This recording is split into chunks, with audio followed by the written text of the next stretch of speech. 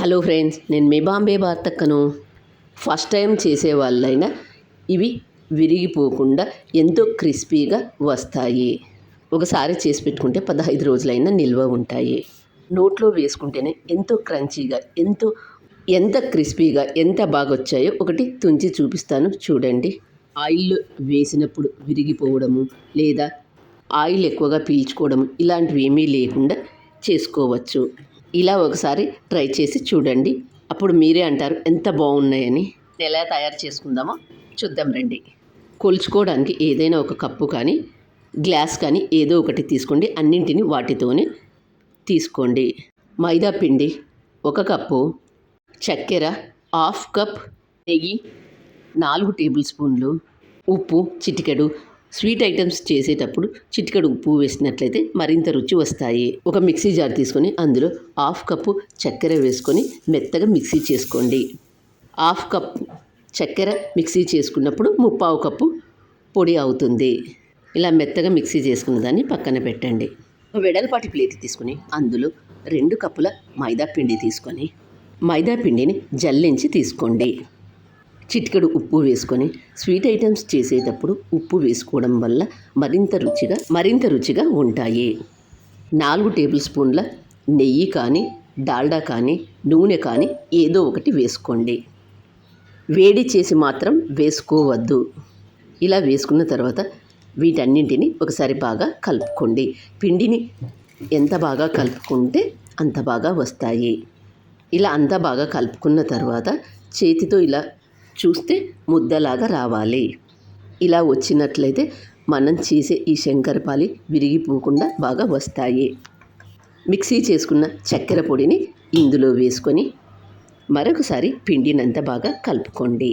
పొడి పదార్థాలన్నింటినీ ఇలా బాగా కలుపుకున్న తర్వాత ఇప్పుడు ఇందులో కొద్దిగా నీళ్లు పోస్తూ పిండిని బాగా కలుపుకోండి.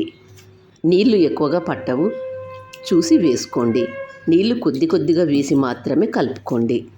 1/4 కప్పు నీళ్లు మాత్రమే పడతాయి.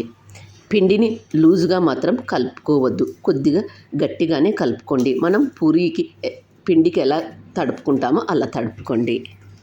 ఇలా పిండిని బాగా కలుపుకున్న తర్వాత పిండిని 2 సమాన భాగాలుగా చేసుకొని రౌండ్గా చేసుకున్న ఒక పిండి ముద్దను తీసుకొని స్టీల్ ప్లేట్ కానీ లేదా చపాతీలు చేసేది కానీ తీసుకొని ముందుగా మనం తయారు చేసుకున్న పిండి ముద్దను పెట్టుకొని ఇలా రౌండ్గా చేసుకోండి. మరీ పల్చగా కాను మరీ మందంగా కాను లేకుండా చూసుకోండి. వీడియోలో చూపిస్తున్నంత మందంగా ఉండేటట్లు చూసుకోండి. ఇలా చేసుకున్న తర్వాత ముందుగా అంచులను కట్ చేసుకొని ఇలా కట్ చేసుకున్న అంచులను వేస్ట్ కాకుండా పిండిలో కలుపుకొని మళ్ళీ చేసుకోండి. ఇలా స్క్వేర్ షేప్లో కట్ చేసుకున్న తర్వాత ఇప్పుడు ఒకసారి నిలువుగా ఒకసారి అడ్డంగా కట్ చేసుకోండి. స్క్వేర్ షేప్లో కట్ చేసుకోండి. ఇలా కట్ చేసుకున్న వాటన్నింటిని ఒక ప్లేట్లోకి తీసుకోండి. వీటిని డైమండ్ షేప్లో కూడా కట్ చేసుకోవచ్చు. ఇలా కట్ చేసుకున్న వాటన్నింటిని ఒక ప్లేట్లోకి తీసుకోండి. అలాగే మిగతా పిండిని కూడా ఇలాగే చేసుకొని ఇలా కట్ చేసుకోండి. ఇలా ఒకసారి చేసి పెట్టుకుంటే వీటిని 15 రోజులైనా నిల్వ ఉంటాయి. ఇలా చేసుకున్న వాటన్నింటిని ఒక ప్లేట్లోకి తీసుకోండి.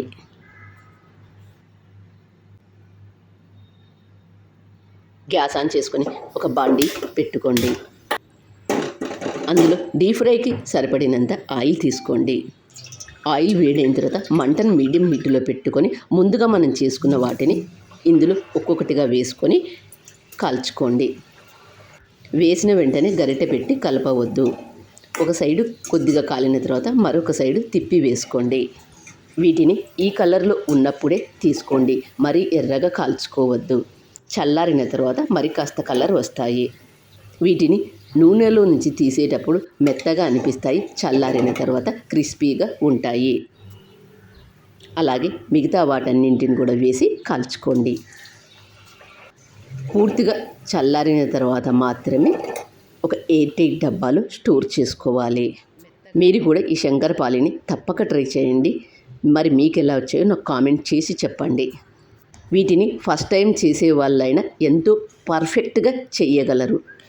ఒకటి తుంచి చూపిస్తాను, చూడండి ఎంత క్రిస్పీగా ఎంత బాగా వచ్చాయో. మీరు కూడా తప్పక ట్రై చేయండి. మరి మీకు ఎలా వచ్చాయో నాకు కామెంట్ చేసి చెప్పండి. నా ఛానల్ కొత్తగా చూసేవాళ్ళు సబ్స్క్రైబ్ చేసుకోండి. వీడియో నచ్చినట్లయితే మీ ఫ్రెండ్స్కి, రిలేటివ్స్కి షేర్ చేయండి. అలాగే లైక్ చేయండి. మీరిచ్చే ఆ లైక్ మాకెంతో ప్రోత్సాహాన్ని ఇస్తుంది. Thank you for watching.